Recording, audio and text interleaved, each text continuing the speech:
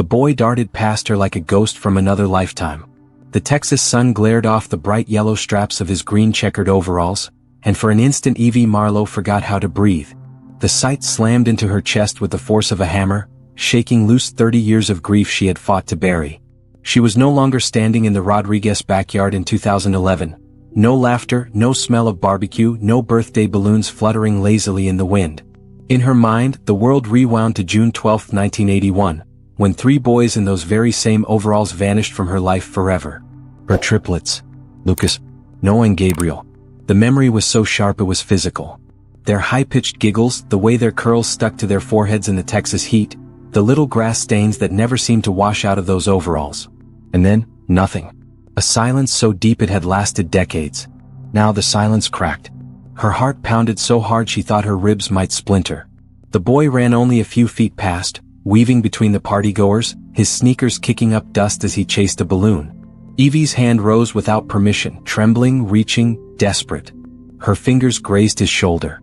The fabric was real. Warm from the sun. Tangible. Not a ghost. "Where did you get those clothes?" she whispered.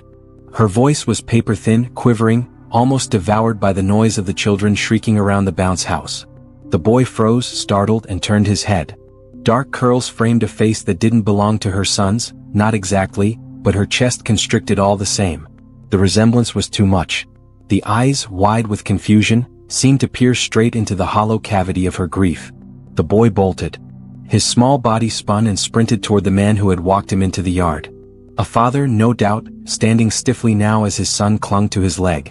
The man's hand dropped protectively onto the boy's shoulder, his eyes narrowing as he looked at Evie. Suspicion. Fear. The kind of look strangers reserved for someone unhinged. She could feel the hush falling over the party, the low ripple of whispers. The other parents had noticed. Evie's knees weakened, and she might have crumpled had it not been for the steady presence at her side. Walter, her husband, appeared like an anchor in a storm. His shirt was still dusted with charcoal from tending the grill, his face calm in the way only he could manage under pressure. His hand brushed hers gently, grounding her before turning to the boy's father. "I'm sorry," Walter said, his voice firm yet apologetic. "Our sons wore outfits just like that. They were triplets. They disappeared in 1981. The yard went still. Conversations died mid-sentence. Even the children seemed to sense something was wrong, their laughter dimming into uncertain murmurs. The boy's father swallowed hard, his hand never leaving his son's shoulder. His gaze flicked from Walter's earnest face to Evie's trembling one, then back again. He didn't answer, not directly. Instead, he muttered something about needing to use the restroom and guided his son briskly inside the house. The silence he left behind was suffocating. Evie's vision blurred, her pulse hammering in her ears. Walter's hand squeezed hers again, firm and steady, but she could see the lines of worry etched deeper into his face. He guided her away from the stairs, away from the whispers, out through the gate, and into the blistering Texas sunlight beyond the yard. They didn't speak until they were halfway down the street, the noise of the birthday party fading behind them. Evie finally stopped walking, her chest heaving. She pressed her palm against her sternum as though she could hold her heart in place. "I saw them, Walter," she said, her voice raw. "I swear I saw our boys." Walter looked at her with the kind of grief-polished patience that only comes after decades of loss. His eyes, kind but heavy, searched hers. "You saw a boy," he corrected softly. "And overalls." Her lips quivered. She shook her head violently. "No, it was more than that. The way he ran, the curls, the straps." She broke off, unable to form the words. Walter stepped closer, wrapping an arm around her shoulders. The scent of smoke from the grill still clung to him, mingling with the salt of her tears. "I know what you're feeling," he murmured. "But Evie, our boys would be grown men by now. 30 years changes more than faces. It changes lives." She pulled back, staring at him with a desperate fire. "You think I don't know that? You think I haven't replayed it every single day for 30 years? But those overalls, Walter, it's the exact same pattern. Not similar. The same." Her voice cracked and she covered her mouth, her shoulders shaking. Walter held her tighter. He didn't argue further. He knew better than to dismiss her. He had lived with her grief, her sleepless nights, her endless search for meaning in shadows and strangers. He had seen her crumble when she spotted a boy in a crowd with the same gait as Lucas, the same tilt of the head as Noah, the same laugh as Gabriel. But this time felt different even to him. The image of the overalls clung to his mind too. They stood in silence for a long moment, the sun scorching the pavement, cicadas droning in the trees. The quiet suburban street stretched around them, deceptively normal. Families lived here. Children grew up here. No one would ever guess the depth of the wound that had cut through the Marlows' lives. Finally, Walter exhaled slowly. "Let's go home," he said. "We'll talk there." Back inside their modest house, the walls seemed to press closer. The living room smelled faintly of lemon cleaner, though no amount of polish could scrub away the years of sorrow embedded in its corners. Evie lowered herself onto the couch, her legs weak. Walter moved through the familiar motions, setting water to boil, pulling down the chipped ceramic mugs. She stared at the framed photographs lining the mantel. Their wedding day. A family reunion. Her parents now long gone. But nowhere, not a single frame, showed her boys beyond the age of 4. The absence was louder than any presence. Walter set a cup of tea before her, steam curling upward. She wrapped her fingers around it, though the warmth did nothing to thaw the ice in her veins. "I can't let go, Walter," she whispered. "Not when I keep seeing them everywhere. Not when today proved I'm not crazy." Walter sat beside her, his broad shoulders hunched with the weight of his own pain. "I miss them too," he said quietly. "Every day. But we can't keep tearing ourselves open like this. We've survived 30 years because we've tried to keep living." Evie shook her head, tears spilling over. "I don't want to survive. I want answers." Her gaze drifted toward the attic door at the end of the hallway. Dust and cobwebs. Forgotten boxes. Memories locked away. But suddenly she knew she needed them. "The photos," she said, her voice firming with resolve. "The ones where they're wearing those outfits. I want to see them again." Walter hesitated. His shoulders slumped. He had avoided those boxes for decades, knowing how much they hurt. But he saw the fire in her eyes, the desperation he could never refuse. Slowly he rose and disappeared into the hallway. Evie sat clutching the mug, the ticking of the wall clock loud in the silence. Her pulse raced with a strange mixture of fear and hope. She had lived half her life in mourning. But maybe, just maybe, today had cracked open a door she thought was sealed forever. When Walter returned, his arms held a dust-caked box, heavy with time. He set it down gently on the coffee table. The smell of cedar and attic air escaped as he lifted the lid. Inside lay fragments of a stolen childhood.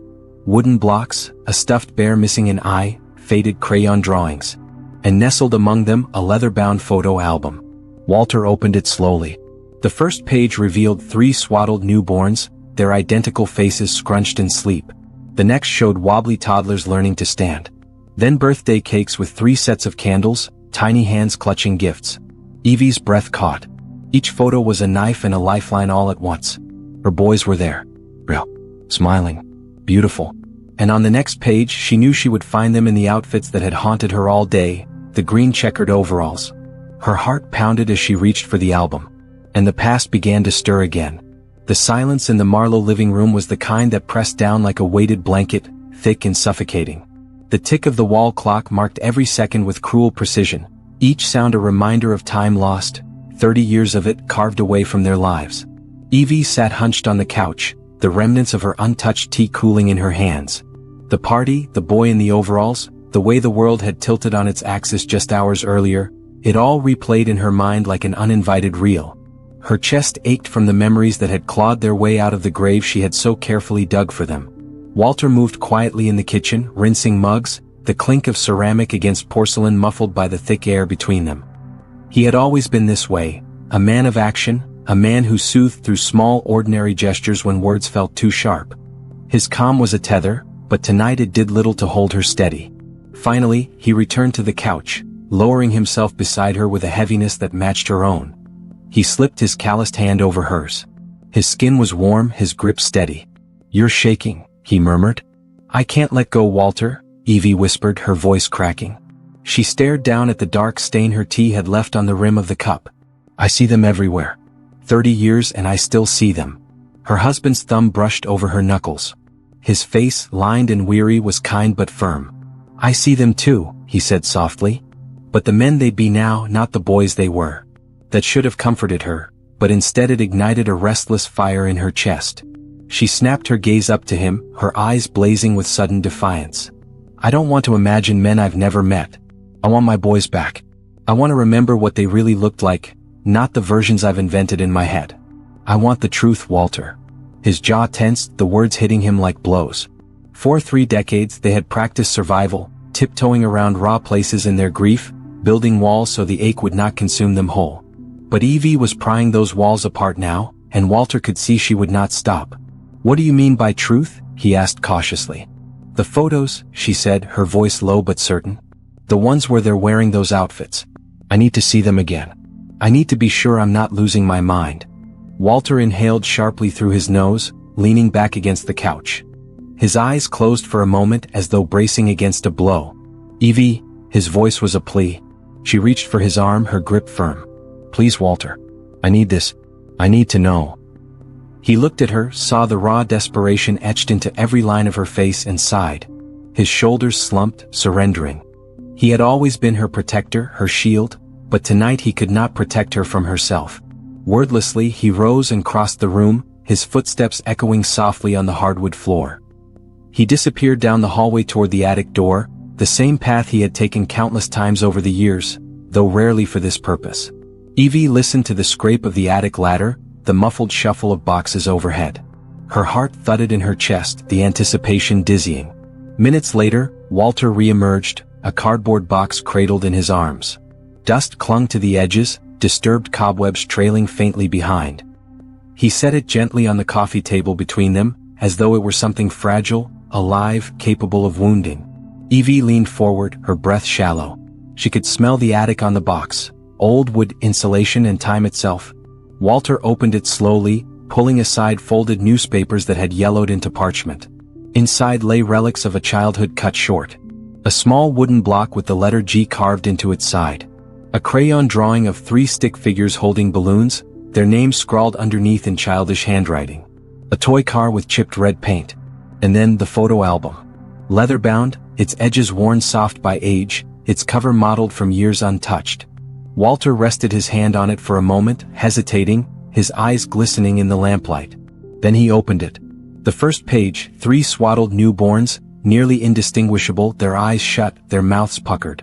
The next, toddlers wobbling on unsteady legs, hands reaching for balance, faces alight with mischief. Then birthdays, cakes lined up, 3 small boys blowing out candles in unison. Evie's throat tightened. She traced the photographs with trembling fingers, as though touching the images might somehow bridge the chasm of years. They were so small, she whispered. Walter nodded, his voice barely audible. Smaller than we remember. She turned the page. And there it was, the image that stopped her breath. The triplets stood shoulder to shoulder in their front yard, beaming at the camera, their green checkered overalls crisp with their mother's ironing. Yellow straps bright against the sunlit grass. Their curls shone under the summer sky, and their smiles were wide, toothy, radiant. Evie clutched the album as though it might slip away. This, she whispered. This was the morning they disappeared. Walter swallowed, his Adam's apple bobbing. Yes. She stared at the picture, drinking in every detail, Lucas's dimple on the left, Noah's gap-toothed grin in the middle, Gabriel's shy tilt of the head on the right. Her eyes blurred with tears, but she forced herself to look closer, every fiber of her being demanding answers. And then something caught her eye. Not the boys, but the background. Her breath hitched. Walter, look. He leaned in, squinting at the faint shapes behind the boys. A car, barely visible, parked near the edge of the yard. The Cadillac, Evie said, her voice trembling. Walter frowned. What Cadillac? That one, she insisted, pointing with a shaking finger. That's Mr. Howard Fielding's Cadillac. Reddish-brown. You remember how Lucas was obsessed with it? He wouldn't stop talking about it. Walter's brows knit together. Howard moved away the day before this photo was taken. He was gone. No, Evie's heart thudded harder. He shouldn't have been there. But he was. This proves it. He must have been in our neighborhood that morning. Walter pulled the photo from its sleeve, flipping it over. The date was stamped on the back in faded ink. His mouth tightened. This says it was developed on June 12th. The very day they disappeared. A chill spread through Evie's chest. If that really was Mr. Howard's car, she whispered, then he might have seen something. Or worse. Her voice trailed off, the implication hanging heavy between them. Walter set the photo back into the album, his face pale. We can't jump to conclusions. But Evie's resolve was already hardening. She closed the album with a firm snap, her eyes blazing with the first spark of determination she had felt in years. "No," she said. "We've lived in silence too long. If Howard Fielding was there that morning, then he knows something. And I'm going to find out what it is."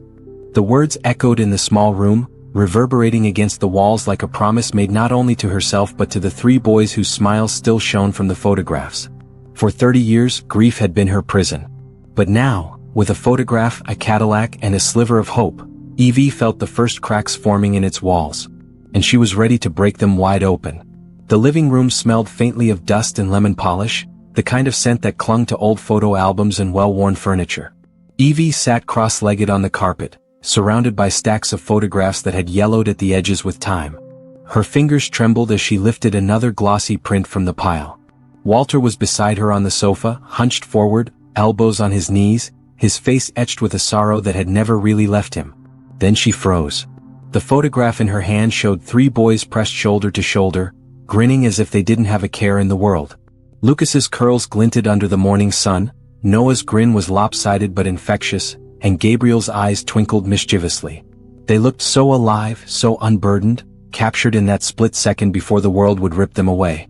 All three wore matching green checkered overalls, the very same pattern that had ignited Evie's spiral of hope at the birthday party. Her chest constricted. For a moment she couldn't breathe. "This was taken the morning they disappeared," Walter murmured, his voice cracking under the weight of memory. He leaned closer, peering at the photo as though he might pull new answers from its glossy surface. Evie's eyes scanned the image, searching for proof that she wasn't just seeing ghosts in ordinary patterns of fabric. At first, the differences jumped out. The overalls in the photo weren't identical to the boys at the party. The stitching was slightly thicker. The shade of green a touch lighter. Her heart dipped, hope faltering as fast as it had come. Maybe she had imagined it. Maybe she had been chasing a phantom. But then her gaze snagged on something else. There, in the background, partly obscured by a blur of foliage and a tilt of the camera, sat a car. A reddish-brown Cadillac, its polished chrome catching the sunlight like a shard of fire. Her pulse quickened. "Walter," she whispered, voice trembling. "Look, the Cadillac." He leaned in, frowning. "What Cadillac?" She jabbed her finger at the faded corner of the print. "There. That's Mr. Howard Fielding's car. Don't you remember? He used to park it in front of the school every morning. Lucas loved that car. He'd always run up to it, touching the hood, pretending it was his." Walter squinted, reluctant to believe. His rational mind resisted the leap Evie was making, clinging to the comfort of skepticism. "Evie, that could be anyone's car. It's blurry. Faded. You're reaching." But Evie shook her head, certain. She could still hear Lucas's small, excited voice. "Look, Mommy. Mr. Howard's car is here." The memory was too vivid, too alive to dismiss. She pressed the photo against her chest, her heartbeat thudding loud enough to fill the silence of the room. "Walter, Mr. Howard moved away the day before this photo was taken. Don't you see? He shouldn't have been anywhere near here. The timeline doesn't make sense." A chill rippled through her. The hairs on her arms stood on end. Walter's brow furrowed, confusion shadowing his grief. "Moved away. Are you sure?" "Yes," she said firmly. "I remember it like it was yesterday. He announced his departure at school. The entire town knew. That car shouldn't be in the background." Walter pinched the bridge of his nose, shaking his head. "Maybe the dates are off. Maybe the film got mixed up." But Evie wasn't convinced.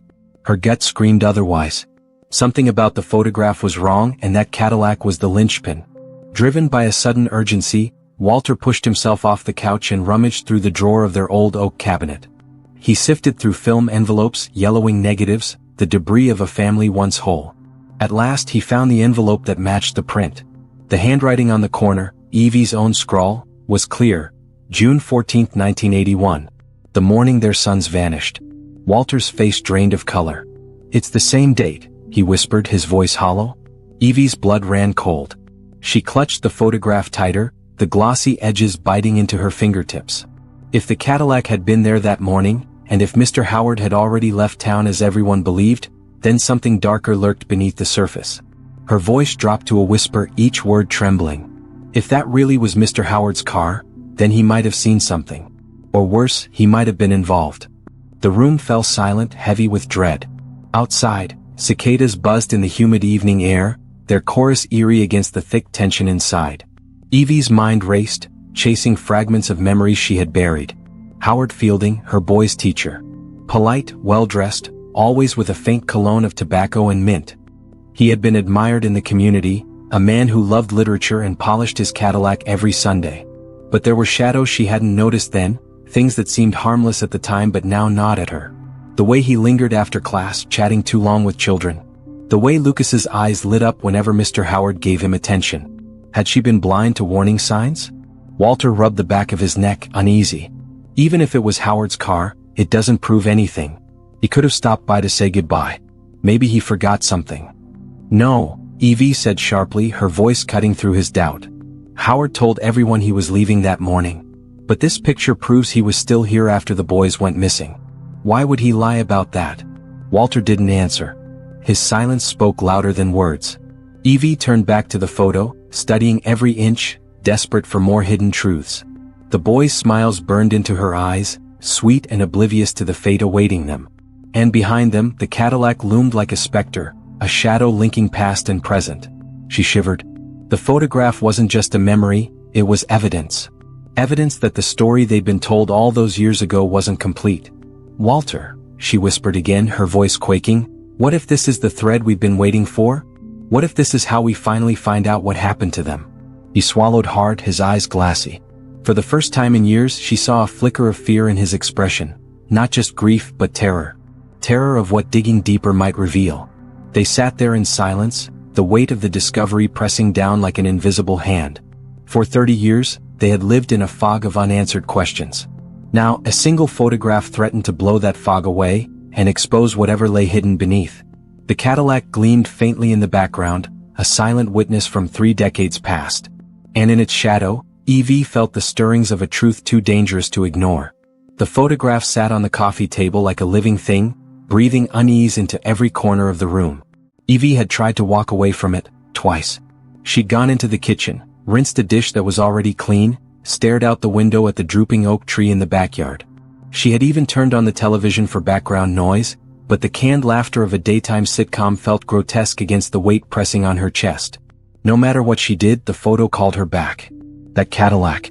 That reddish-brown Cadillac, crouched in the background like a predator waiting to pounce. It shouldn't have been there, not if Howard Fielding had truly left town when everyone said he had.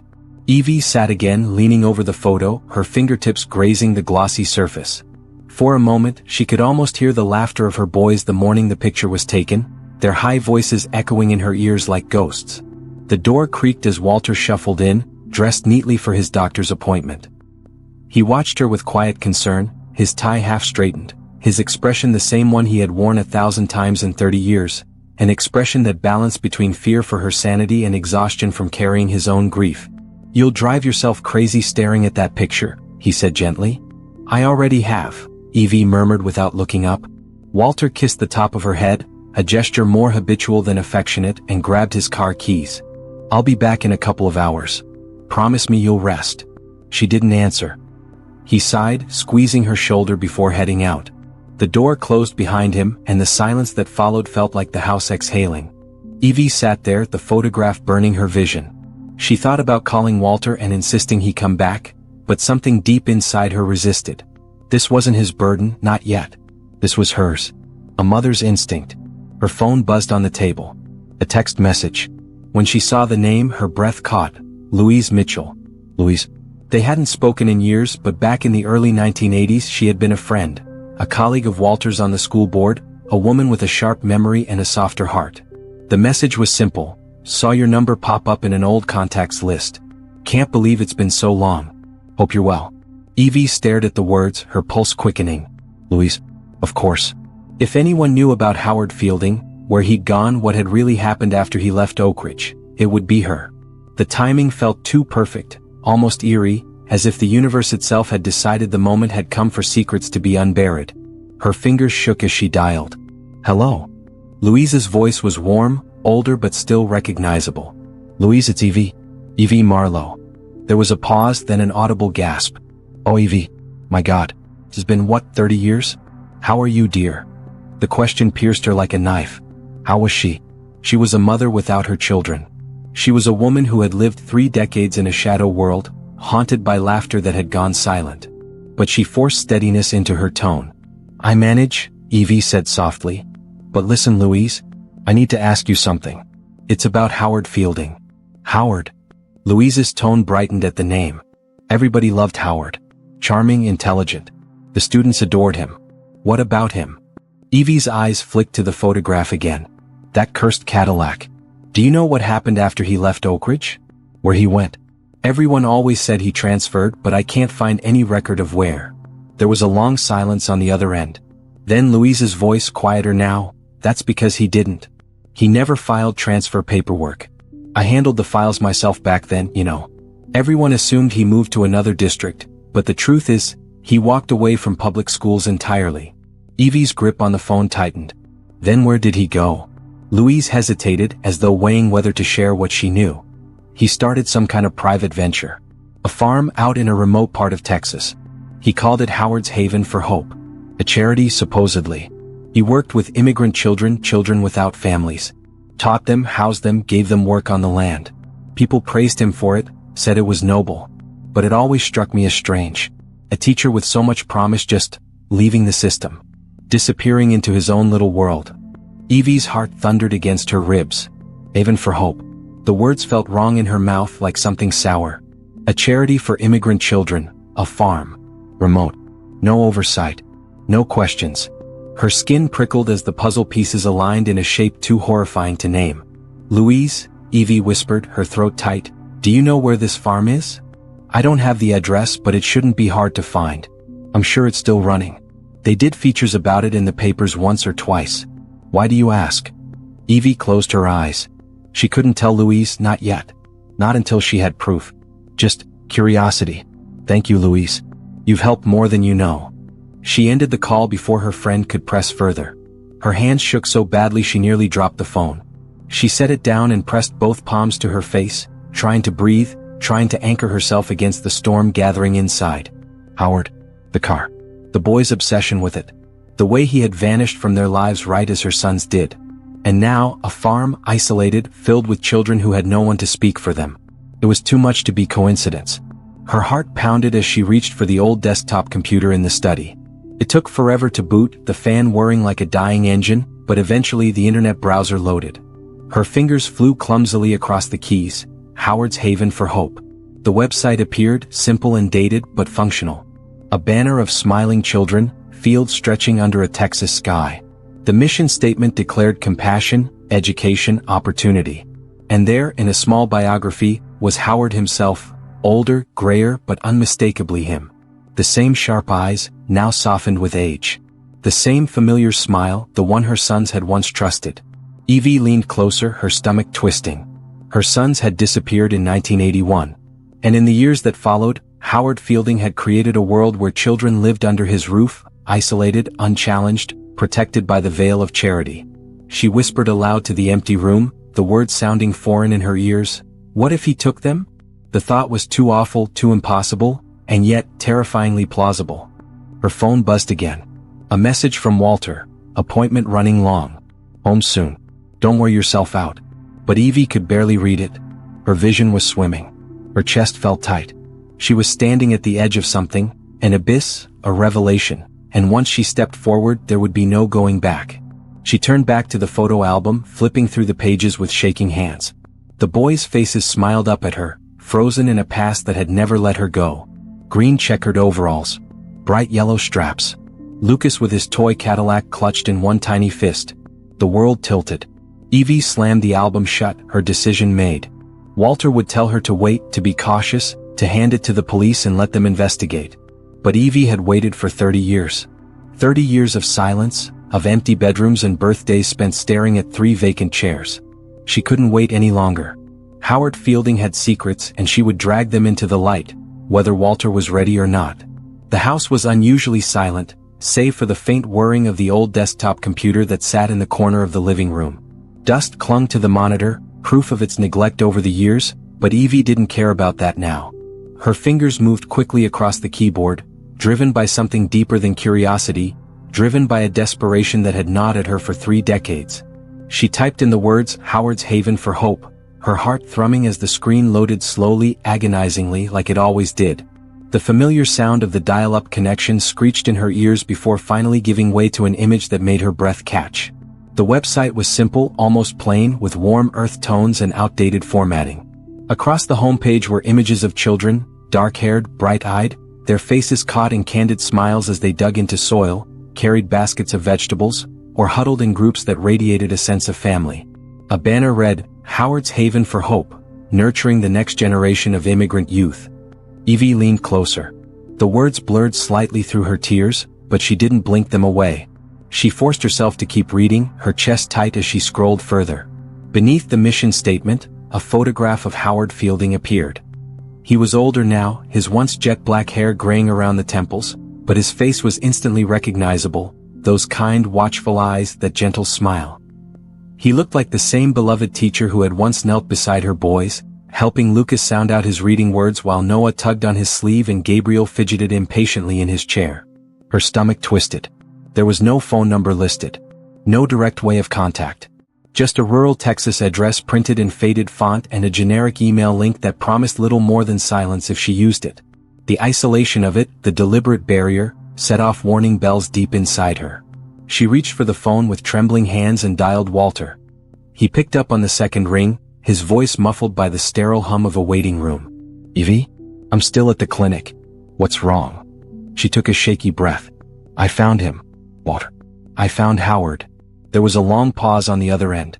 She could hear the faint crackle of static and then the soft exhale of her husband. "Slow down. What do you mean you found him?" She explained in a rush, the website, the photos of the children, the farm, the address. Her words tumbled over one another, frantic and desperate, until she realized she was nearly whispering by the end. Walter, steady as always, tried to anchor her. "Evie, this doesn't mean anything. It's been years. People move on, they start new lives. Maybe this is just his way of giving back. Don't let your mind run away with you." But Evie wasn't convinced.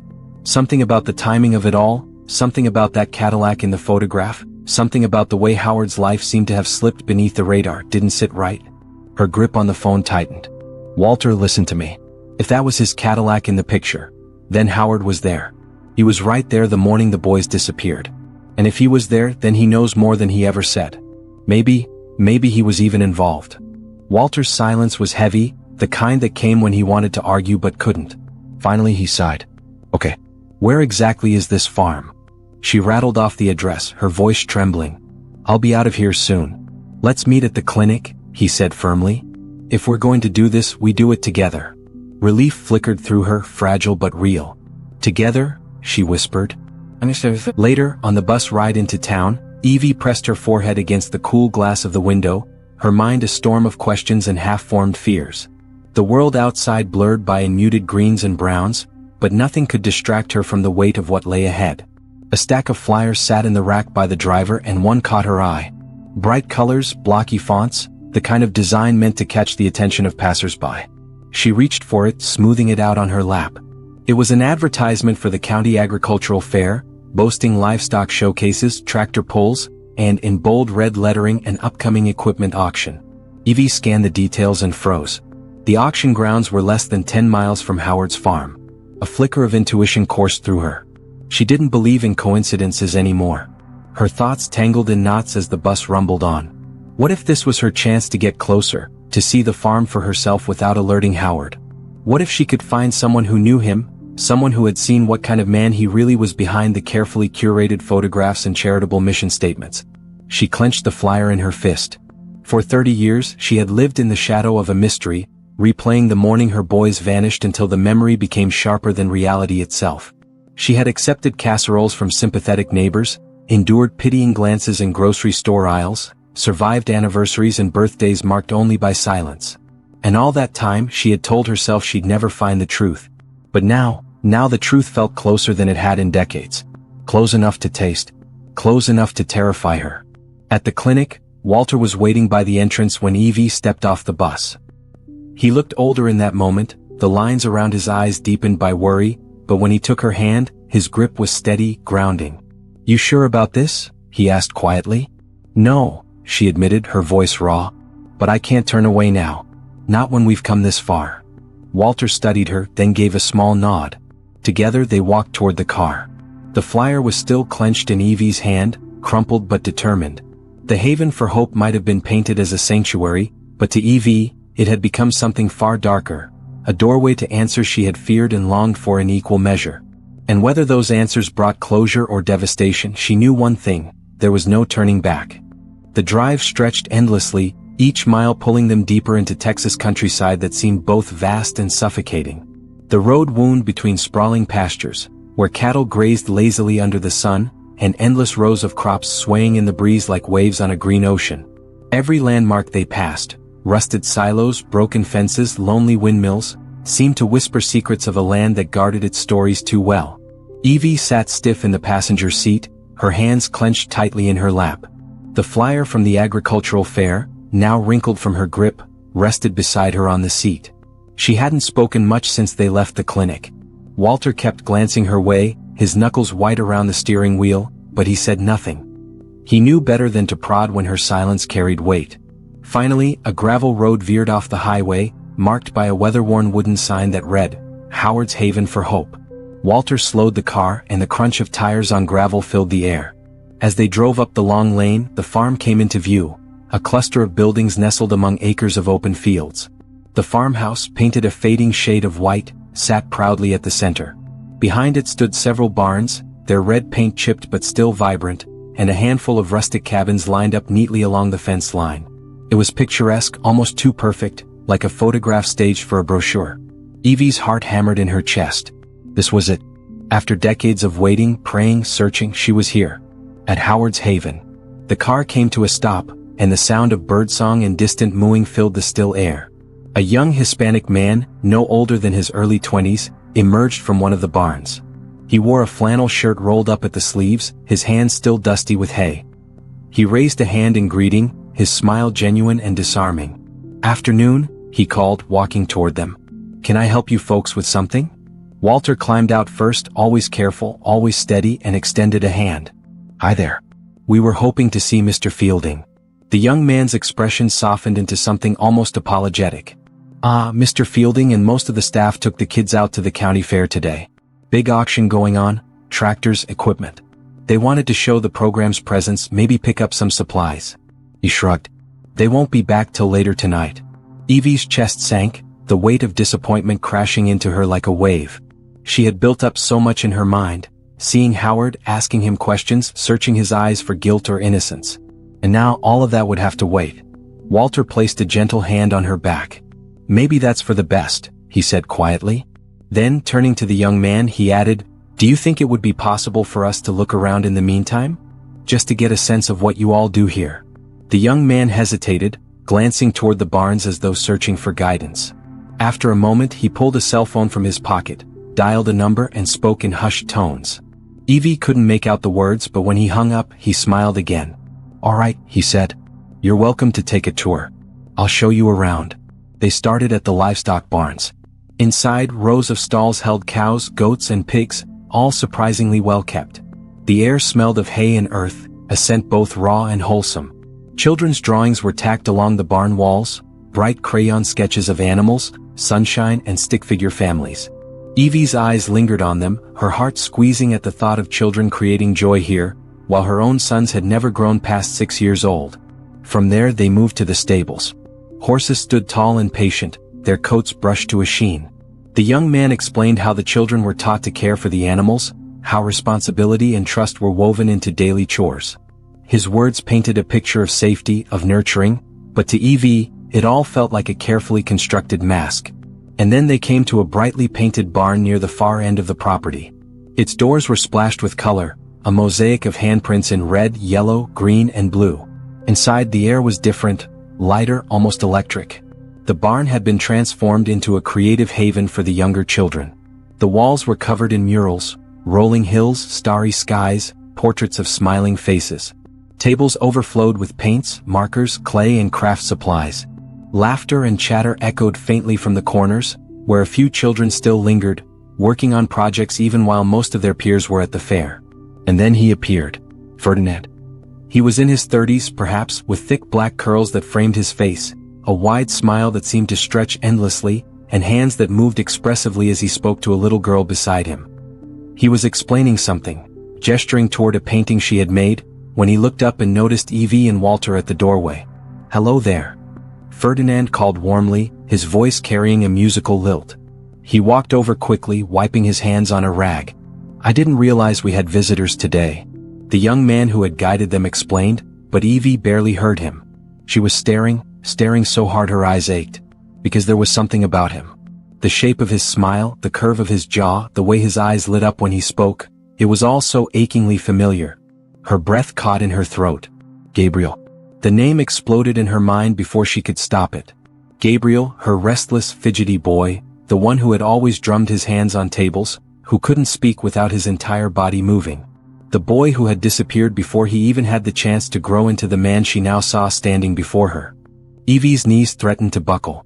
Walter's arm shot out, steadying her, his eyes darting between her and Ferdinand with growing concern. "Are you all right?" Ferdinand asked gently, his brows furrowing with genuine worry. Evie forced herself to nod, though her heart was beating wildly. She couldn't speak, not yet. She didn't trust her voice not to betray the storm raging inside her. Walter stepped in smoothly. "We were just taking a tour. Thank you for letting us look around." Ferdinand smiled again, but Evie couldn't tear her gaze away from him. Every gesture, every inflection in his voice, clawed at her memories. It was impossible. Her sons would be in their mid-30s by now, not standing here as staff at Howard's Haven. And yet, the resemblance was undeniable. The world tilted slightly as a terrible thought formed. What if they hadn't died? What if they had been here, hidden, shaped into someone else's family? Her pulse roared in her ears. She needed to know more. She needed to get closer. As the tour wound down, Evie hardly heard the explanations about daily routines, or how the farm was funded by donations. Her mind was consumed by the sight of Ferdinand, by the way her gut screamed that this was more than coincidence. When they finally walked back toward the car, Walter leaned close and whispered, "You saw it too, didn't you?" Evie's eyes burned with unshed tears. "Yes," she whispered. "I saw him." The gravel crunched under their feet, but the sound was muffled beneath the weight of their discovery. Howard Fielding might have been absent today, but the shadows of the past were alive here, walking, smiling, and maybe, just maybe, calling themselves by different names. And Evie knew, with a certainty that chilled her to the bone, that Haven for Hope was no sanctuary. It was a puzzle, a labyrinth of secrets, and somewhere inside it, the faces of her lost children might still remain. Ferdinand spoke with the kind of energy that could fill a room. His hands moved constantly as he described the Haven's mission. His fingers painting shapes in the air, his palms slicing through sentences as if punctuating every thought. The children around him looked on with admiration, their little faces glowing with the quiet reverence of those who trusted him completely. Evie could hardly breathe. Every gesture, every tilt of his head, every glimmer in his eyes, it was all so achingly familiar. She forced herself to listen, though her thoughts raced far ahead of his words. "I came here when I was 6, Ferdinand explained proudly. "Mr. Howard brought me in. Back then this place wasn't nearly as organized. But he saw potential in me, gave me responsibility. And now I try to pass that same lesson on to the kids. Hard work, trust, and hope for a better future." Evie's throat tightened. 6 years old. The exact age her triplets had been when they vanished. Her gaze drifted past Ferdinand's moving hands, past the children's crafts scattered across the tables, until it landed on a drawing pinned to the far wall.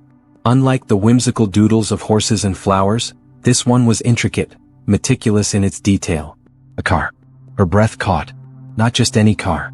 A red Cadillac, its sleek lines rendered with painstaking care, the body glinting as though it might roll off the paper at any moment. What made it even more striking was the medium. Thousands of tiny colored grains of rice arranged into the shape, each shade perfectly chosen, each contour precise. Her knees weakened. "That Cadillac," the words slipped from her lips in a trembling whisper. Ferdinand followed her gaze and smiled. "Ah yes, that one's mine." He walked over and gestured at the picture proudly. "I made it as a demonstration for the kids, showing them how to work with textures, patience, and detail." But Evie barely heard him. Her vision tunneled, her body locked in place as memories crashed into her like a tidal wave. Lucas had adored that car. He used to press his face against the classroom window whenever Howard drove past the school. "It looks like candy," he would say, his little fingers tapping the glass with excitement. Noah would roll his eyes, but Gabriel always joined in the chatter, both boys arguing about whether a red car was faster than a blue one. The Cadillac wasn't just a car. It was the car, the one that lived in their children's stories, their drawings, their daydreams. And now, 30 years later, it had reappeared in front of her, immortalized in rice grains by a man who looked and moved like her lost sons. Her chest constricted. A chill swept through her body so violently that she had to grip the edge of the table to keep from collapsing. Walter sensed it immediately. He stepped closer, placing a steadying hand on her back. His voice was calm but edged with concern. "Evie, steady now." But she couldn't steady herself. She couldn't ignore the roaring certainty inside her. This wasn't coincidence. Not the Cadillac, not the curls, not the smile that could have been Gabriel's, grown and matured. Her voice cracked as she forced the words out. Do you have any siblings?" Ferdinand chuckled, oblivious to the storm raging behind her eyes. He leaned back against the wall, folding his arms casually. "Yeah, actually, I do. My brother's at the fair today with Mr. Howard. He helps out around the farm too." The casualness of his answer made Evie's stomach twist. Brother.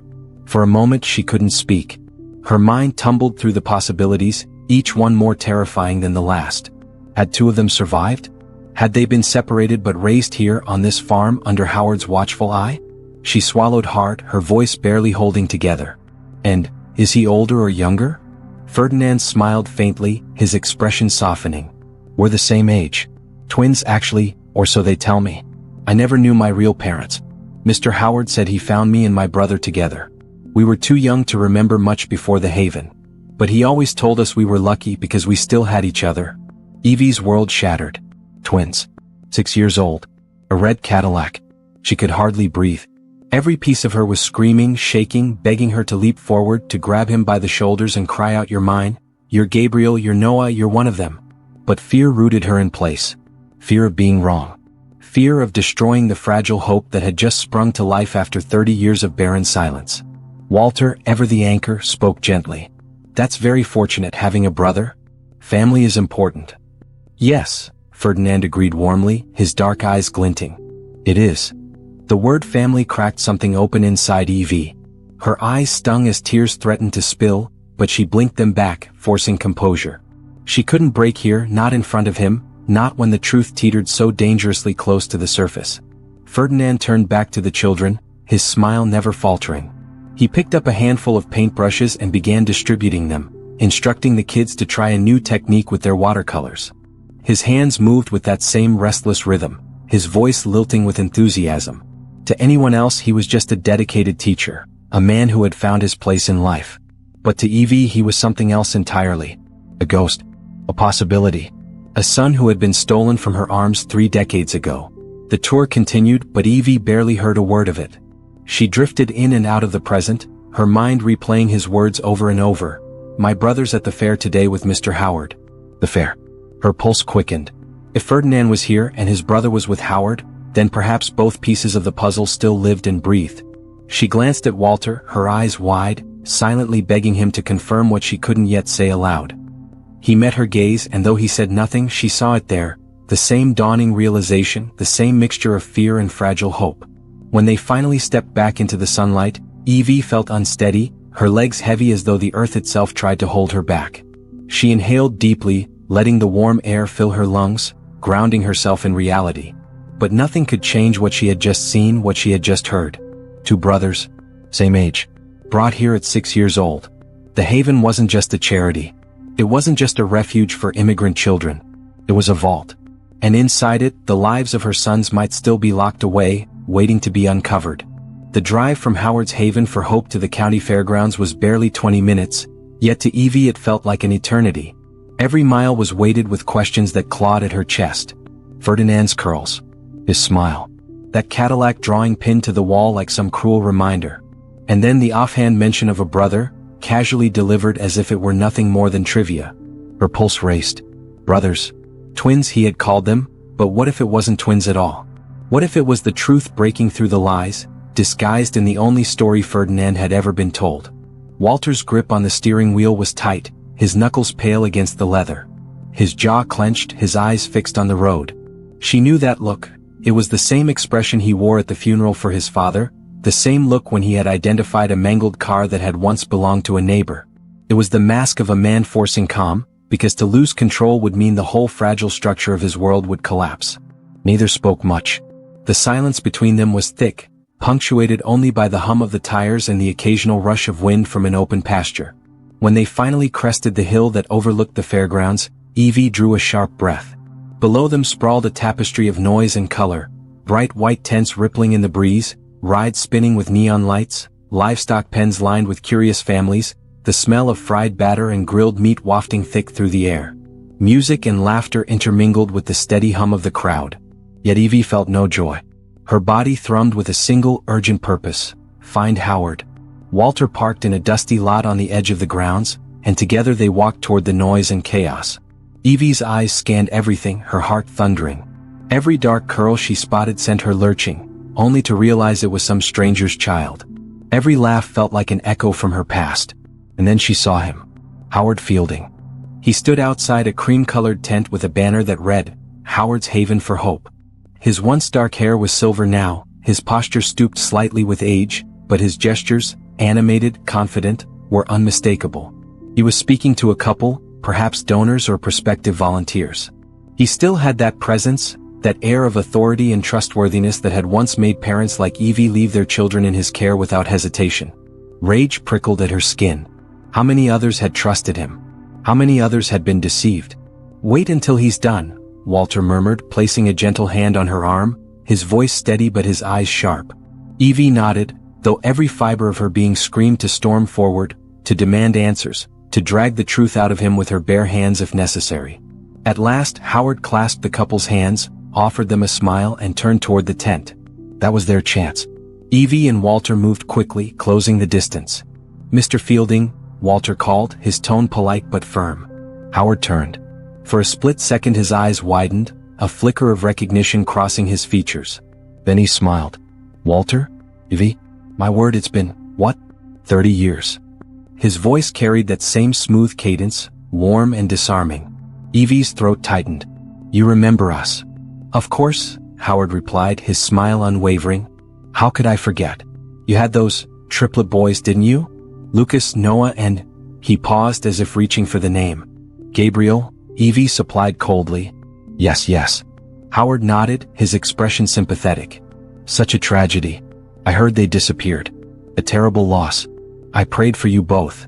The words hit Evie like a slap. Prayed for them. As if that absolved him. As if he hadn't stood in the background of a photograph taken the very morning they had vanished. Her hands shook as she pulled the photo from her purse. She held it out to him, her voice trembling but edged with steel. Do you remember this, Howard? Do you remember being in our neighborhood the morning my sons disappeared? Howard leaned in, squinting at the faded image. His brow furrowed briefly before he shook his head. I'm sorry, I don't recall being there. That could be any Cadillac. No, Evie snapped, stepping closer, her voice rising. It's yours. You drove this car for years. My son, Lucas, was obsessed with it. He used to talk about it all the time. And yet, here it is, parked outside my house the morning my boys vanished. You told everyone you moved the day before. The timeline doesn't fit, Howard. Walter placed a hand on her shoulder, a silent plea for restraint, but she couldn't stop now. Howard's smile faltered, just slightly, the mask slipping for the briefest second. Then it was back, smooth and genial. Evie, grief can play tricks on the mind. It's been so many years. Memory isn't always reliable. But Evie wasn't listening to his excuses. Her heart hammered as she searched his face for cracks, for the truth hiding behind the facade. Howard made a show of glancing at his watch. I wish I could help you, truly I do, but I have responsibilities here. The children are waiting for their performance. He gave a polite nod, already turning away. I'm sorry for your loss. Evie wanted to scream, to claw the truth from him. But before she could speak, something caught her attention. His voice, low and urgent, as he lifted his phone to his ear. He stepped a few paces away, his back partially turned, but she was close enough to hear the words. Leave immediately after the performance, he hissed. Get Diego here. Yes, now. The blood drained from her face.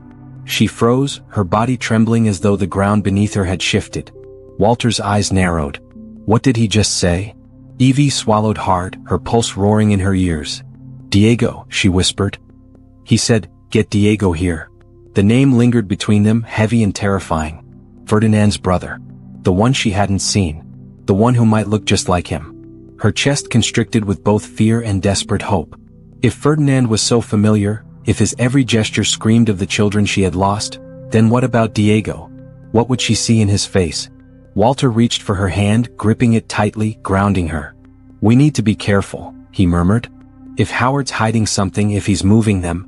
Evie's eyes burned, her voice fierce with resolve. "Then we can't let him slip away. Not again. Not after 30 years. Evie could feel her heart pounding so violently it was as if the world itself could hear it. The words Howard had muttered into his phone, "Get Diego here," played on a relentless loop in her mind. She had repeated them to Walter in a low, urgent whisper, and now both of them stood shoulder to shoulder at the edge of the fairground, trying to mask their nerves beneath an air of casual spectatorship. A small wooden stage had been erected in front of Howard's Haven for Hope tent. Children, all dressed in brightly colored homemade costumes, were lining up, preparing for a performance. Their laughter and nervous chatter filled the air, but Evie could barely register any of it. She clutched the edge of her purse with white-knuckled hands, her eyes not on the children but darting across the bustling crowd like a hawk scanning for prey. Walter leaned close. "We can't cause a scene. Not here. Too many people. Too much attention." His voice was measured, calm. But she saw the tightness in his jaw, the flicker of dread in his eyes. Then she saw him. A man cutting through the vendor stalls with a purposeful stride, his shoulders squared, his movements sharp. His hair, thick, black, curling against the sunlight, caught her eye instantly. Evie's breath hitched and her grip on Walter's sleeve tightened. "Walter," she whispered, her voice barely audible above the fairground music. "Look, there. Doesn't he?" Walter followed her gaze and his body went rigid. "My God," he murmured, because it was unmistakable. The man could have been Ferdinand's reflection, a mirror image pulled free from glass and set loose among the fairground crowd. The resemblance was too precise, too haunting to be dismissed as coincidence. Evie's throat tightened as tears stung her eyes. "It's him. It has to be the brother Ferdinand mentioned. Diego." Walter nodded slowly, his face pale. The same smile. The same eyes. The same, everything. But Evie's heart screamed something louder, something more terrifying and electrifying than Walter's cautious observation. She didn't just see Ferdinand and Diego. She saw Lucas and Noah. Her boys. Not just the shadows of men who resembled them, but the living, breathing continuations of the children she had lost. Howard was waiting by the booth, his silver head glinting under the harsh sun. Diego approached him, and the exchange between them was quick and taut. Howard's gestures were clipped, his voice sharp even though the words were too low to make out. Diego nodded, his expression shifting from concern to determination. Then as he turned just slightly, Evie's breath caught in her throat. The resemblance was undeniable. Ferdinand and Diego weren't just similar, they were identical. And more than that, they carried the exact features she remembered tracing with her fingertips when her boys were only toddlers. The sharp line of the jaw, the broadness of the brow, the curve of the lips. Her chest ached with recognition. "Walter," she whispered, her voice trembling. "Could they be? What if they're Lucas and Noah? What if they're ours?" For a moment, Walter didn't answer. His hand slid into hers, his fingers clenching with a grip so tight it was nearly painful. When he finally spoke, his voice was low, heavy with the weight of unspoken fear. "I don't know. But Evie, look at them. Look at the way they move. The way they carry themselves. It's them." The truth hovered between them, too fragile and dangerous to say aloud. Before they could process the enormity of what they were witnessing, Howard clapped Diego on the shoulder and began striding briskly toward the parking lot. Diego fell into step beside him, the urgency of their movements betraying their intent to leave quickly. Evie lurched forward, instinct driving her. But Walter's hand caught her arm, firm and steady. "Evie, stop," he warned. "Don't rush them. We can't blow this wide open. We don't know what Howard is hiding. We don't know what he'll do if he feels cornered." Tears streaked Evie's face, though she barely noticed. "Walter, that could be them. That could be our boys. Lucas, Noah. Right there. Alive. 30 years," her voice cracked, her chest heaving with suppressed sobs. Walter's eyes softened, but his grip didn't loosen. I know. But we have to be careful. Remember Gabriel." The name struck her like an arrow, pulling her back from the edge of collapse. Gabriel. Their youngest. The quiet one. The one who clung to her skirts when strangers came near. If Ferdinand and Diego were somehow Lucas and Noah, then where was Gabriel? Evie nodded shakily, wiping her cheeks. "We find him first," she whispered. "We find Gabriel." Together they scoured the fairgrounds. They walked through livestock pens, scanned the carnival rides, circled the food stalls, searching for any sign of a third brother, any boy, or man now, who might bear that same uncanny resemblance. But their search yielded nothing. The fair was too crowded, the faces too many. With every dead end, Evie's heart sank further into despair. When the sun began its slow descent and the air cooled with evening shadows, they found themselves back near the Haven for Hope tent. The children had finished their performance, and staff members were ushering them back inside. An older man with weathered skin and a wide-brimmed hat was stacking chairs near the tent entrance. His movements were slow, deliberate, the kind of pace that came with long years of hard labor. Walter approached him, offering a polite nod. "Sir, we're looking for Ferdinand and Diego. We saw them earlier, but we were hoping to meet their family." The man paused, glancing between them with cautious eyes. His voice, when it came, was low and tinged with the heaviness of a secret long kept. "So you've met the boys?" "Yes," Evie said quickly, her desperation bleeding into every word. "We met Ferdinand and then Diego. They're extraordinary young men. But someone mentioned there might be a third brother. Is that true?" The man sighed, his shoulders sagging as though the weight of what he carried was too much. "Howard doesn't like to talk about it. Not with outsiders. But yes, they're not just twins. They're triplets." The world tilted. Evie's knees nearly buckled beneath her. Triplets. Just as she had once rocked 3 infants in her arms, 30 years ago. The man continued, his voice steady but grim. "The third brother's name is Marco. Doesn't stay here at the farm. Howard keeps him at his private estate, says he's better suited for special responsibilities. More private work." Evie clutched Walter's arm, her body trembling. "Marco. Gabriel. The missing piece." Her voice broke as she asked, "Do you know where this estate is?" The man hesitated, looking over his shoulder as though fearful of being overheard. Then he leaned in closer. "Not far from here. Out past the river bend, near the old pecan orchard. But you didn't hear that from me. Howard doesn't take kindly to questions about Marco." Evie's tears spilled freely now, her voice choked with a mix of terror and relief. "Walter, it's him. It's Gabriel. He's alive. All 3 of them, they're alive." Walter wrapped an arm around her shoulders, holding her as if she were the only thing anchoring him to the earth. His own eyes glistened, though his jaw was set with determination. "Then we're not stopping," he said firmly. "We're going to find him. We're going to find all of them." The word triplets reverberated in Evie's mind like a bell tolling at the edge of reality. It was the truth she had begged for and feared for 30 years, a single word that rewrote decades of grief and ignited a wildfire of desperate hope. She sat rigid in the passenger seat of the sedan, the fairground now a blur in the rearview mirror.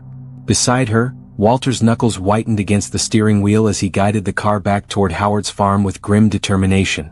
Neither spoke for several minutes, the silence so heavy that even the hum of the engine felt muffled beneath it. Evie broke first. "They're alive, Walter. My God, all 3 of them. I know it. I feel it."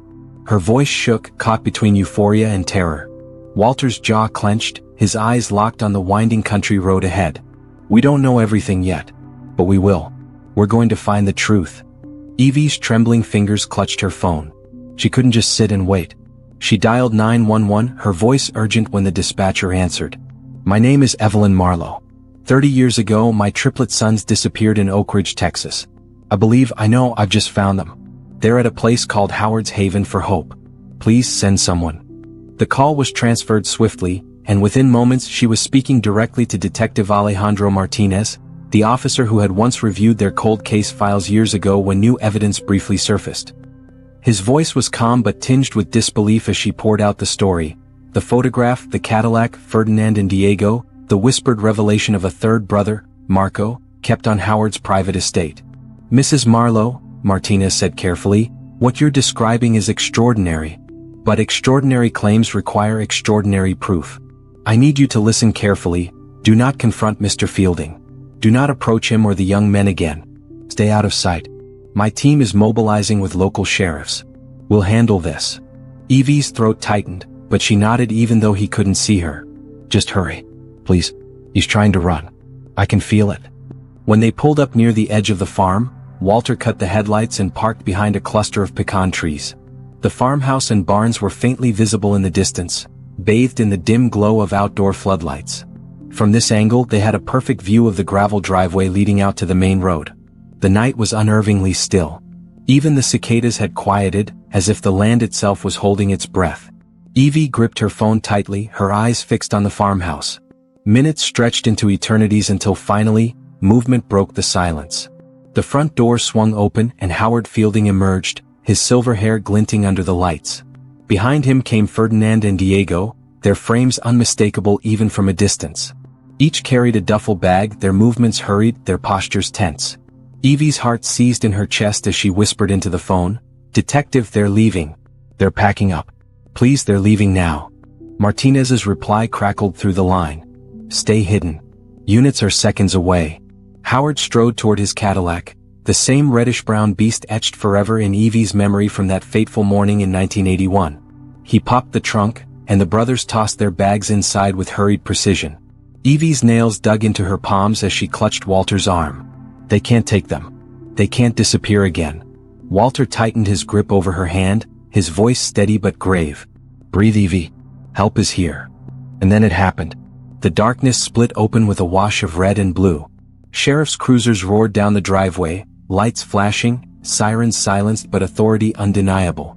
They skidded to a halt in a tight formation, blocking the exit. Officers spilled out, weapons drawn, voices commanding. "Step away from the vehicle. Hands in the air." Howard froze, his back rigid. For a moment it seemed he might comply. But then, with a chilling calmness, he raised his hands only half high, turning slowly to face the officers. His voice carried across the gravel, thick with indignation. "This is a mistake. These boys are mine. I raised them. You have no idea what you're interfering with." Evie's entire body shook with fury. "Mine." The word burned through her veins. Those were her sons, her flesh and blood, stolen and reshaped by a man who had no right. Ferdinand and Diego stood frozen beside the car, their eyes wide, confusion painted across their faces. Evie longed to run to them, to shout the truth, to hold them and tell them everything. But Walter's arm stayed firmly across her chest, pinning her to the seat. "Not yet," he whispered, his own voice fraying at the edges. "Not like this." Detective Martinez stepped forward from one of the unmarked vehicles, his badge gleaming under the headlights. "Howard Fielding," he called, his tone cutting like steel. "You're under investigation for the abduction of 3 children in 1981. You will stand down immediately." The name, the year, hung in the night air like a thunderclap. Ferdinand and Diego both flinched, their eyes snapping from Howard to the officers, then to each other. Confusion deepened, shifting into fear. Howard's voice rose, desperate now, teetering on the edge of madness. "They were abandoned. Their parents didn't deserve them. I gave them a life, a purpose. Without me, they would have been nothing." Evie's sob tore through the car before she could stop it. Abandoned? Abandoned? The audacity, the cruelty of the lie threatened to rip her apart. She shoved against Walter's arm, desperate to leap from the car, to scream the truth loud enough to drown out Howard's poison. But Walter held her firm, his voice rough. "Not now. Let the law take him. Let them hear it from someone they can't ignore." The standoff stretched taut, seconds feeling like lifetimes. Then Howard made his fatal mistake. His hand darted toward his jacket pocket. Officers shouted warnings, weapons clicked into readiness. "Hands where we can see them." But Howard didn't stop. And in that split second, chaos erupted, shouts, the crack of boots on gravel, the metallic clang of weapons locking into place. Officers surged forward, wresting Howard to the ground, his indignant cries swallowed by the night. "Ferdinand! Diego!" he shouted as they forced his arms behind his back. "Don't listen to them. I am your father. Everything I did was for you." But the young men didn't move. They stood like statues, their faces pale, their eyes wide, watching the only father they had ever known dragged to the dirt in handcuffs. From the shadows, Evie's sobs finally broke free. Walter pulled her against him, his own tears glistening. "We're here, Evie. We're here. It's happening." As Howard was shoved into the back of a cruiser, Detective Martinez turned toward Ferdinand and Diego, his voice softer now. "You're safe. We need to talk to you both, but you're safe now." The brothers exchanged a glance, an unspoken language of twins, or perhaps of something deeper, something written in their very DNA. And for the first time in 30 years, Evie dared to believe that she was staring not at strangers, not at stolen sons, but at Lucas and Noah, her boys alive, confused but within reach. And yet, even as relief threatened to overwhelm her, another thought clawed its way to the surface. One name, one missing piece. Gabriel. The third child. The boy kept apart. Marco. Somewhere beyond this night, beyond the flashing lights and the clamor of justice, Gabriel was still out there, waiting. And Evie knew she would not rest until all three of her sons were finally home. The deputies fanned out across the gravel driveway, their boots crunching in rhythm, hands hovering near their holsters. Their movements were sharp, deliberate, but beneath the crisp orders and tactical positioning, there lingered something else: hesitation. Howard Fielding was not some nameless criminal to these men. He was a pillar in the county, a philanthropist with a reputation burnished by years of charitable work. He had shaken their hands at fundraisers, spoken at schools, written generous checks that had built playgrounds and funded scholarships. Now here he stood, framed by the glow of floodlights, silver hair gleaming, his expression the very picture of bewildered innocence. Howard stepped out of the Cadillac with a measured calmness, his hands raised but not trembling. "There must be some mistake," he said, voice smooth, practiced. "I don't know what these accusations are, but they are false. These young men are under my care. They've been under my care for years." His tone carried weight, the voice of a man used to being believed. Behind him, Ferdinand and Diego followed more hesitantly, their eyes darting from Howard to the deputies and back again. Their confusion was palpable, their stance uncertain, as though they'd suddenly been thrust into a story whose ending had been written decades before their birth, or so they had been told. Walter stood frozen near the tree line, watching with clenched fists. He leaned toward Evie, murmuring, "They're hesitating. They don't know what to do." Howard's words still hold sway here. And that was the moment Evie broke. She could no longer bear the silence, the waiting, the risk of history repeating itself, of watching her boys slip away again while the world turned a blind eye. "I can't wait any more," she whispered, and before Walter could stop her, she dropped her phone onto the hood of the car, leaving the open line buzzing with Detective Martinez's distant voice, and strode out from the shadows. Howard Fielding. Her voice cut through the heavy night like a blade. It startled even the deputies who turned at the sound. The sheer force of her grief and rage gave her words the strength of thunder. Howard's mask of calm faltered for a moment. His eyes narrowed, sharp recognition flickering across his face. "Mrs. Marlowe," he said quietly, almost as though naming her could undo the accusation he knew was coming. But Evie didn't falter.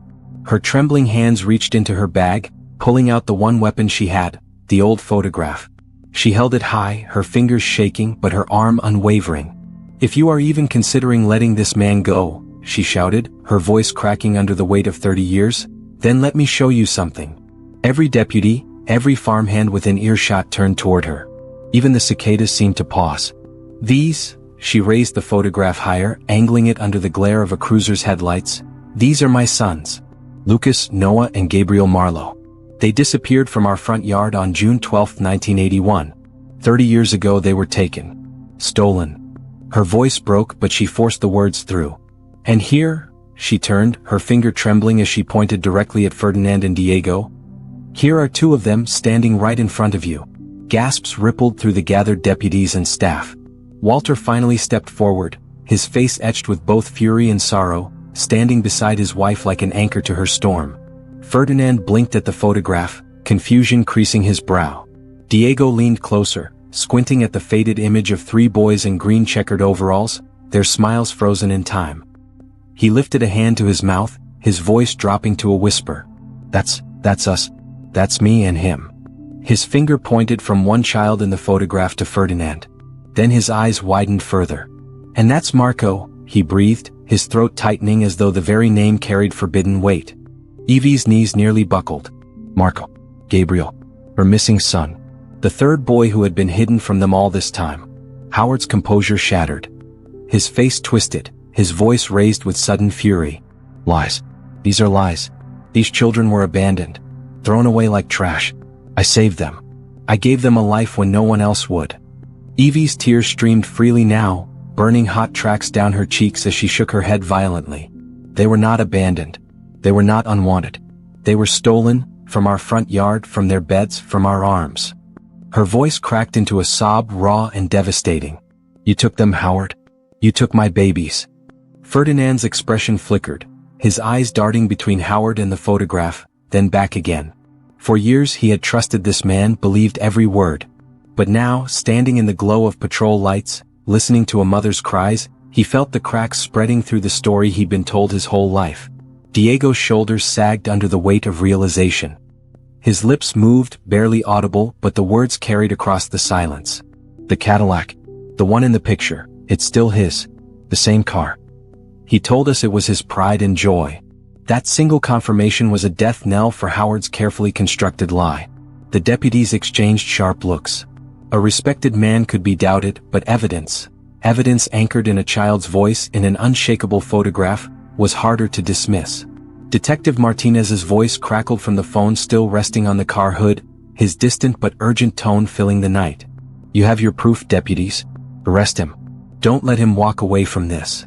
The lead officer, a man who had once shaken Howard's hand at a charity banquet, stepped forward, resolve finally hardening across his features. He placed his hand on his holster, his voice loud and unflinching. Howard Fielding, turn around. Place your hands behind your back. Now. Howard's eyes went wild, fury bubbling beneath the surface. You fools, he spat. You don't understand what you're doing. Without me they would have been nothing. They would have suffered. I gave them hope, a name, a future. You're tearing it all apart. But his tirade fell on deaf ears. Two deputies moved in, forcing his arms behind him, cold steel cuffs clicking shut against his wrists. Howard struggled, snarling like a cornered animal, his silver hair disheveled, his mask of benevolence torn away to reveal the monster beneath. As he was shoved toward the waiting cruiser, Evie stepped forward, her voice shaking but resolute. They were not yours to save. They were ours. Always ours. Ferdinand and Diego stood rooted to the spot, the world they knew crumbling around them. Their eyes lingered on the photograph in Evie's hand, the faces of three small boys who looked so achingly familiar. Diego whispered again, softer this time, almost to himself, "That's us. That's really us." Evie turned to them, tears still glistening, her voice a plea wrapped in love. "Yes, my darlings. You are mine. You are ours. And your brother is still out there." The farm, once serene, now pulsed with sirens, shouts, and flashing lights. Howard Fielding was dragged away, his empire of lies crumbling in a single night. But amid the chaos, amid the ruin, something long buried had finally surfaced. Truth. And with it, the first fragile thread of a family once torn apart. The night air around Howard Fielding's farm was thick with sirens, shouts, and the rhythmic crackle of radios. Floodlights cut through the darkness, bathing the property in sterile brightness that left no corner untouched. Howard himself, once the untouchable patriarch of the county, now sat slumped in the back of a sheriff's cruiser, wrists bound in steel, his eyes burning with a poisonous mixture of rage and defiance. Even in chains, he glared at everyone as though they were the villains in his story. The deputies swarmed his property with the precision of an army reclaiming stolen ground. They searched every barn, every locked cabinet, every shadowed garage. It didn't take long before one of them shouted, "We've got something." Inside the garage, under a tarp that had been carefully draped for decades, gleamed the cherry-red Cadillac. Its glossy surface reflected the harsh beam of a deputy's flashlight. To Evie it was like seeing a ghost. The car from the photograph. The car her boys had vanished into. She clutched Walter's arm to steady herself as tears welled up again. "Ma'am," the deputy said softly, pulling back the tarp completely, "is this the one?" Evie's voice trembled. "Yes, that's the car. That's the car that took them away." The discovery was damning, but it wasn't all. In Howard's office, tucked behind rows of tax ledgers and farm records, investigators unearthed a locked drawer. Inside lay the past Howard had tried to erase. The original license plate, carefully wrapped in cloth, stacks of forged birth certificates, and elaborate paperwork detailing false identities created for Lucas, Noah, and Gabriel. Each document was crafted with precision, designed to rewrite history, to turn stolen children into invented wards. Detective Martinez spread the documents across the desk, his jaw tightening. "This is it," he said, his voice low. "This proves everything. He didn't just take them. He built an entire world of lies around them." Evie traced trembling fingers over each name, each falsified record, her tears blurring the ink. "Lucas. Noah. Gabriel," she whispered, tasting the names like prayers on her tongue. "They never stopped being ours." Meanwhile, Ferdinand, Lucas, stood rigid, staring at the papers that defined the life he thought he knew. His chest rose and fell quickly, his thoughts racing. "Marco," he muttered, his throat dry. "Gabriel. He's not here. He's at the estate. Howard kept him there." Diego, Noah, nodded slowly, his voice breaking. He told us Marco liked it there. That he was better with the younger kids. He said Marco preferred it. A hollow laugh escaped him, bitter and pained. But it was all part of the lie. Martinez wasted no time. "We'll send a team to the estate." He barked into his radio, calling units to Howard's private property on the edge of the county. Hours later, long after midnight had painted the town in silence, word came back. At the private estate, officers found Marco, Gabriel, alive though weary, caring for a group of 8 other children. They were dazed, confused, some too young to grasp the enormity of what had been done to them. But Gabriel knew. The moment deputies spoke his name, the real one, his world collapsed and rebuilt in the same breath. Back at the county station, Howard finally cracked under the weight of evidence. His voice, stripped of its calm veneer, was manic as he confessed. He spoke of his own tragedies, the death of his wife, the loss of his twin sons decades earlier. His grief had curdled into obsession, twisting his mind until he believed he was entitled to replace what life had stolen from him. "I didn't steal them," he ranted to Martinez, eyes wild. "They were meant to be mine. Fate put them there that day. They were waiting for me. Their so-called parents didn't deserve them. I gave them everything, food, a home, love. More than they ever would have had." Martinez cut him off coldly. "You lured them with ice cream. You promised a drive in that Cadillac. And you robbed a family of 30 years. That's not love. That's a crime." Howard was charged with kidnapping, child abuse, false imprisonment, and identity fraud. The justice system would take its course, but for Evie and Walter, the trial was only background noise to the miracle that was about to unfold. It happened in a small interview room at the station, walls painted a dull beige, fluorescent lights humming above. The kind of place where lives usually broke apart, but tonight lives would be stitched back together. Detective Martinez met Evie and Walter outside the door. His face, usually stern, softened with something almost reverent. "They're in there," he said. "All 3. Take your time. They're nervous. They've lived under lies for a long time." Evie's heart pounded so hard she thought she might collapse. Walter steadied her, his own eyes glistening. Together they stepped into the room. 3 men stood waiting. Ferdinand, Diego, Marco, Lucas, Noah, Gabriel. Their true names, their true selves, finally given back to them. They looked like strangers, tall, strong, worn by years of work and hardship. Yet they also looked achingly familiar. The same eyes, the same tilt of the jaw, the same stubborn set of their mouths that she remembered from childhood.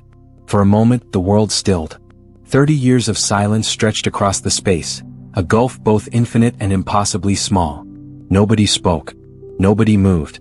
The only sound was Evie's ragged breath. Then, at last, something inside her broke free. A sob tore from her chest, half joy, half anguish. She took one step, then another, until her trembling hand reached out into the distance. Walter's voice, thick with tears, whispered beside her, "My boys." Lucas moved first. His eyes glistened as if the dam inside him had finally shattered. He closed the distance in a single stride and pulled his mother into his arms, holding her with the desperate strength of a man reclaiming something stolen. Noah followed, his arms wrapping around both of them, his tears soaking into Evie's hair. Gabriel, sweet Gabriel, hesitated for a heartbeat, then fell into the embrace, his sobs shaking his entire frame. For the first time in 3 decades they stood together, a family bound not by lies but by truth. The reunion wasn't graceful, it was raw, messy, full of gasps and sobs, but it was real. Evie's words came out as broken whispers, pressed into their shoulders.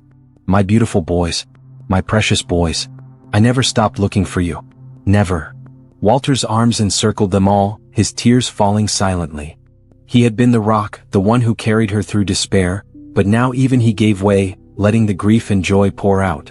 Under the harsh fluorescent lights of a police station, a miracle bloomed. Not perfect, not whole, not yet. 30 years had left scars, years of lies had to be untangled, wounds needed healing. But they were together. And that was enough. For the first time since June 12, 1981, the Marlowe family was restored.